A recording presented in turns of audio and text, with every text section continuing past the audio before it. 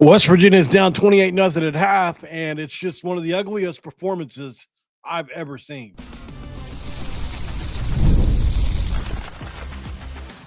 You are Locked On West Virginia, your daily podcast on the West Virginia Mountaineers, part of the Locked On Podcast Network, your team every day.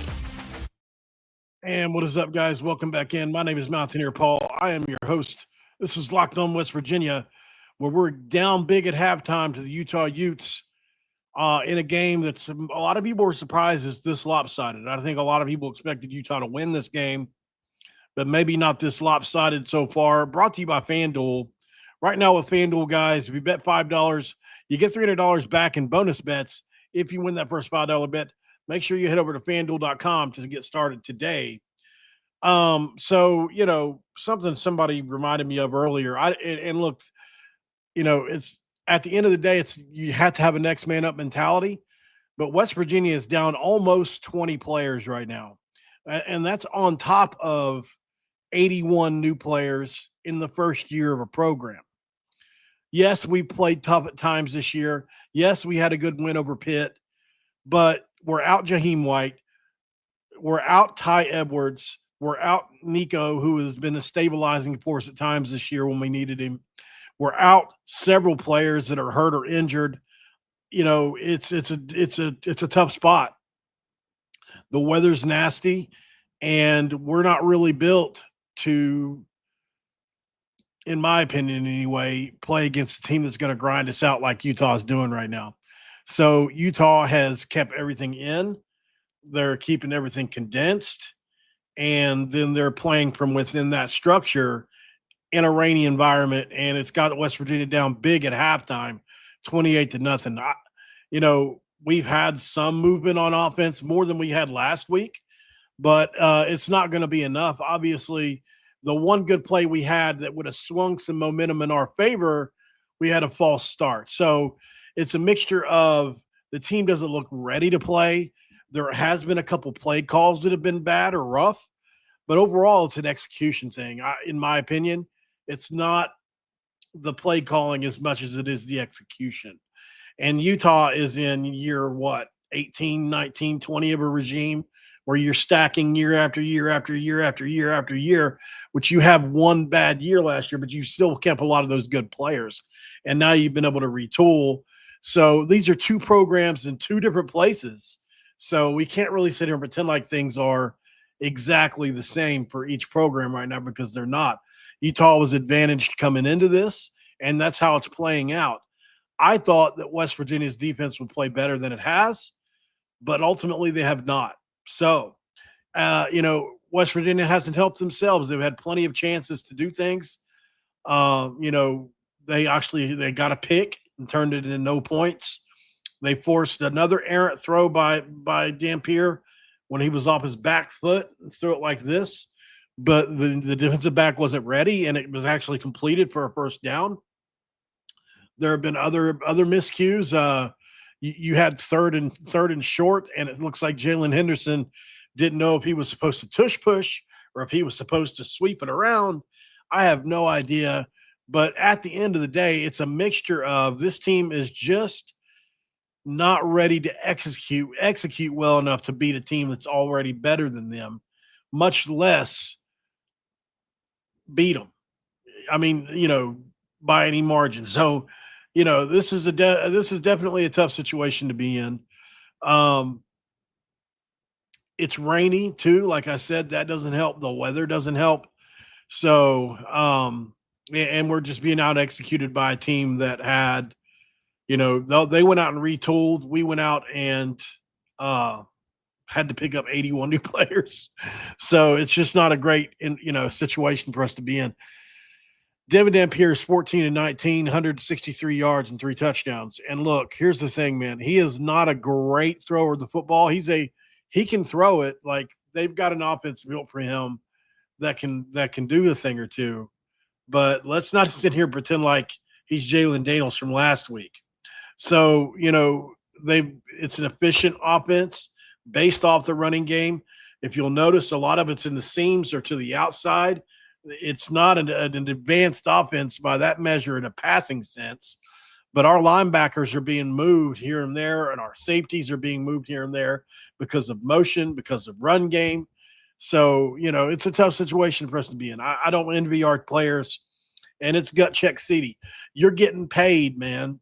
You're getting paid, whether they're 81 new players or not, you're getting paid. So you have to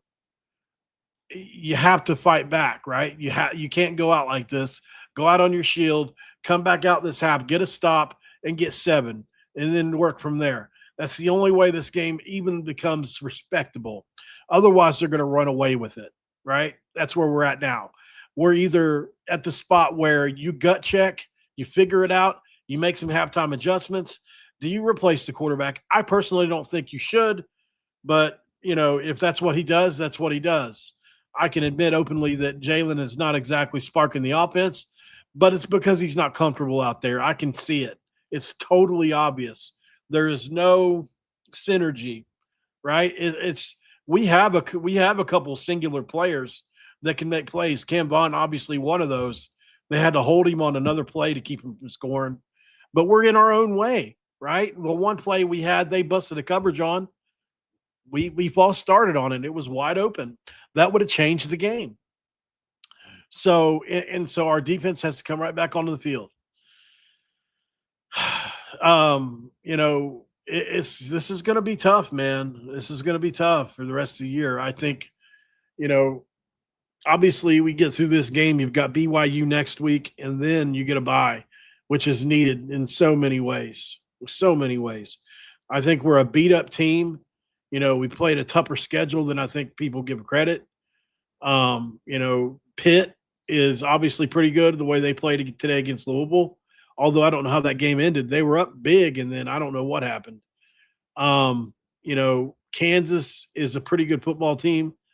Ohio is a good football team. They played the Buckeyes all the way into the fourth quarter, and unfortunately beat us, which is pretty sad.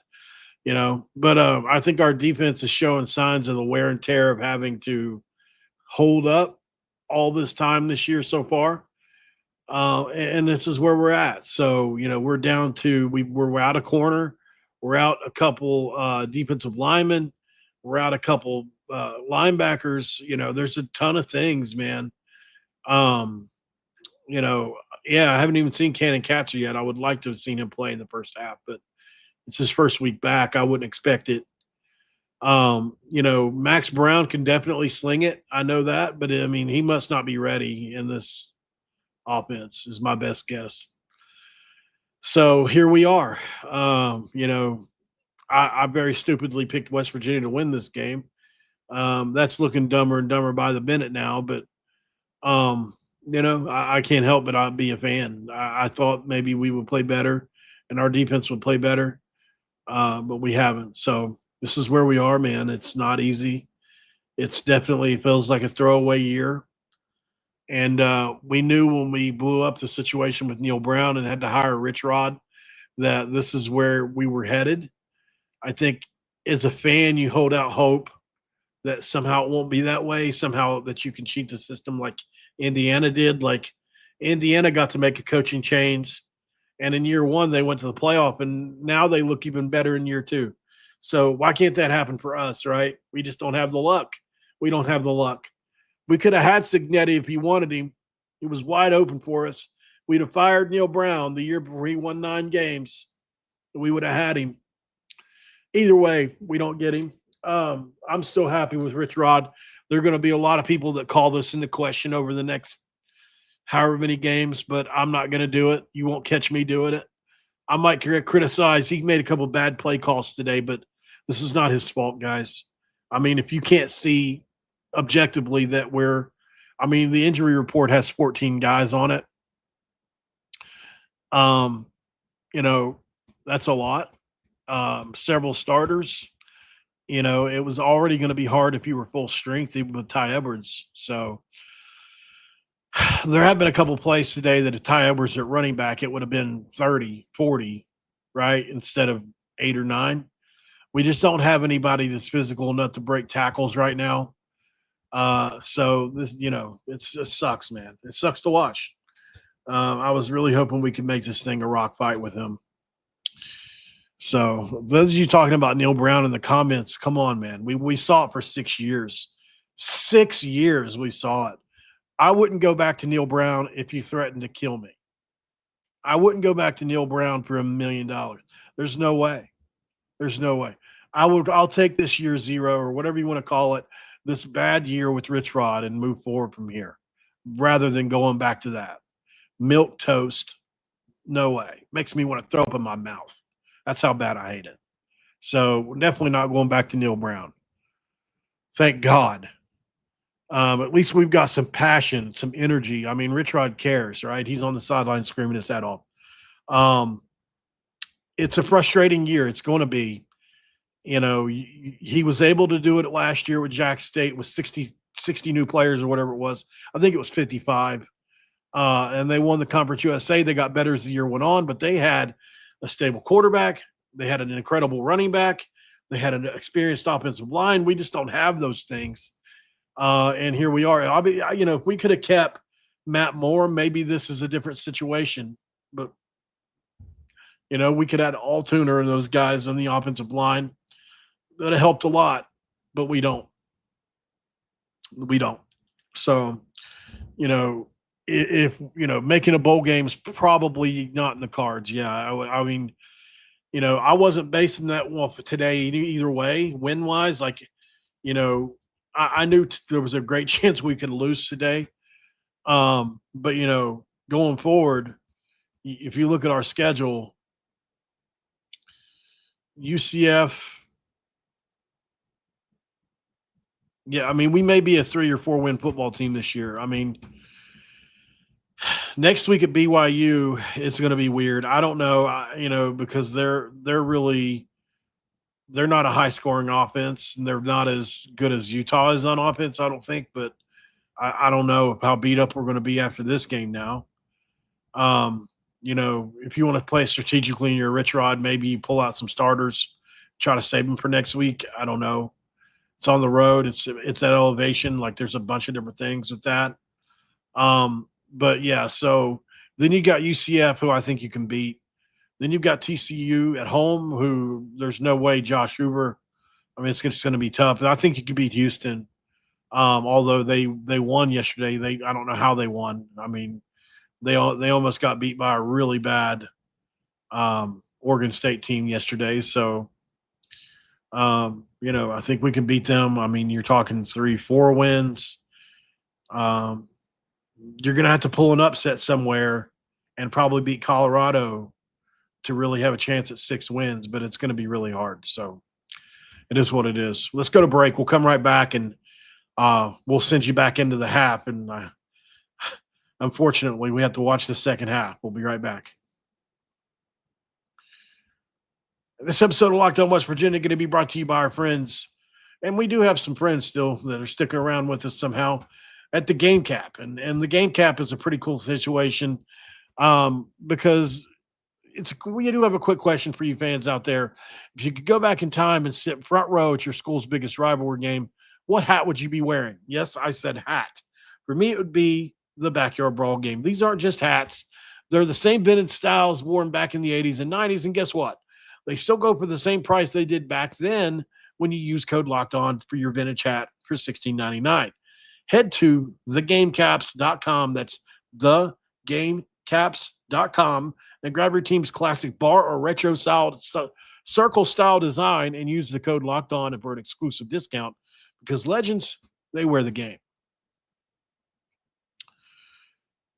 So, obviously I know a lot of people are going to be calling for jobs. They're going to be calling for Rich Rod's job. They're going to be calling for name it, right? And I just implore you guys to think logically about this. Yes, you can criticize a play call here and there. These kids are still playing hard. They haven't given up. It's not like they're not bought in. I would just say, you're either in or you're out. You're either patient or you're not with this build. It's obvious we're not going to be good in year one.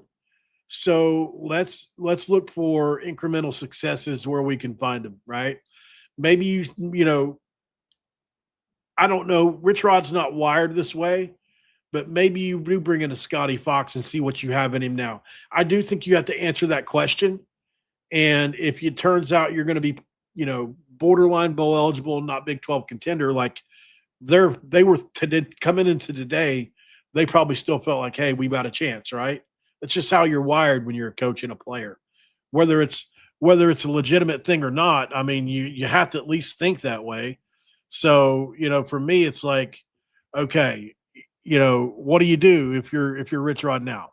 Well, obviously, you're probably going to lose today outside of a miracle comeback. If you have a miracle comeback, we'll come back to this discussion. You go on the road next week in a game, you're going to be favored. You're going to be at least another 12 or 14-point deficit for. Then you come back home and you have a winnable game. Then you go back on the road and you have a game you'll be probably 10-point deficit. Then you come back and you go on, you're back home and you're on the road and then you come back home for that. Okay. Either way, I still feel like UCF's winnable. TCU is not. Houston on the road will be tough, but I still think you can win it. You can. They're only 1 year ahead of us. Colorado at home is winnable, but I don't know. And then the last 2 games of the year, good luck. You're probably not winning those. They're similar to today. So at some point, you've got to make a decision on, okay, obviously Jalen Henderson's a redshirt senior, and maybe he gives you a chance if you give him multiple games to get better down the stretch to get to a bowl game, or do you just go all in on Scotty Fox and see what you have?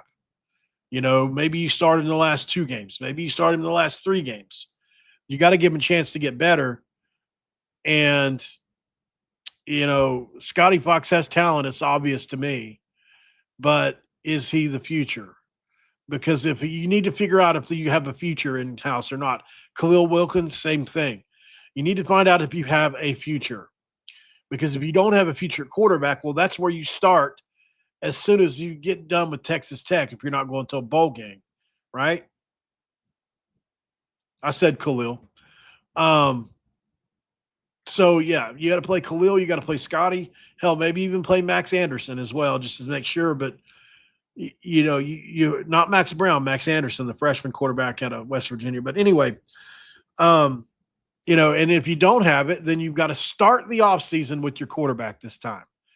Remember, guys, Rich Rod got hired late into this cycle. All the good offensive linemen, most of the good quarterbacks, outside of Chambliss, who I tried to get us to get, openly campaigned for it, and he wanted to come here. I know I've talked about it a bunch lately. But anyway, you got to figure it out. And if not, you start next year with the quarterback. You spend $1 million or $2 million, and you get one. You get one that you like that can run the system. There are plenty of guys out there that could run Rich Rod's system better than what we're seeing right now, for sure. And, you get a guy that's dynamic with his legs, that you can do things like Dampier with his arm, and that's all you really need. You don't have to have Pat White, who can do both, right? I mean, you don't have to have that. You just need a guy that's super dynamic with his legs, and you go out and you build this offensive line out, and you hope Cam Vaughn stays, and you hope Rodney Gallagher stays, and you keep building next year, and you hope Gene White comes back, and then you've got your running back. Hopefully you can get Ty Edwards back. I don't know what he's a junior or senior, but I mean, all that. So looks like kickoff just happened, guys. So let's jump back to the game, and we'll come back here for the post game right after. I'll see you then.